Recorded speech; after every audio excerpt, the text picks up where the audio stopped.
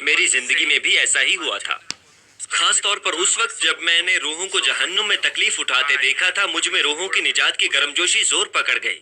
میں اس بات کا اعتراف کرتا ہوں کہ یہ گرمجوشی ابھی تک جاری و ساری ہے، گو کہ آپ نے اسے بذات خود نہیں دیکھا، پھر بھی جب آپ ان پیغامات کو سنتے ہیں آپ جہنم کو ایسے محسوس کریں گے جیسے آپ نے اسے دیکھا اور چھوا ہو۔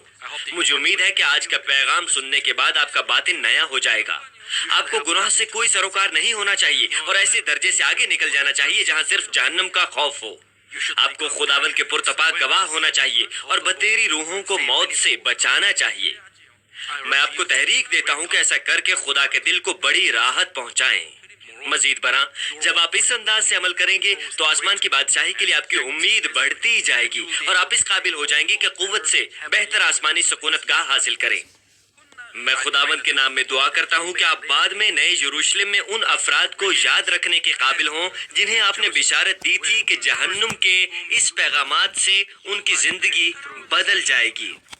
مسیح میں عزیز بہنوں اور بھائیوں، جب غیر نجات یافتہ افراد ہلاک ہوتے ہیں تو انہیں جہنم کے دو قاصد لے جاتے ہیں اور وہ اس انتظار گاہ میں ٹھہرتے ہیں جو نچلی گور کہلاتی ہے۔ جسم سے نکل آنے والی روح ایک بڑے گڑھے میں پھینک دی جاتی ہے جہاں وہ 3 دن بسر کرتی ہے۔ اس دوران بدصورت اور خوفناک پرندے انہیں اپنی نوکیلی اور تیز دھار چونچوں سے ٹھونگے مار کر کزن پہنچاتے ہیں، شاید ان کی جلد بھی اتر جاتی ہے۔ اس دوران وہ جہنم کی دہلا دینے والی حقیقت کا بھی سامنا کریں گی۔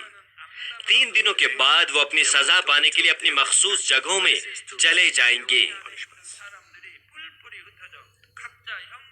وہ ایسے مقام پر جائیں گے جہاں انہیں سزا ملے گی، وہ بھی لمبے عرصے کے لیے۔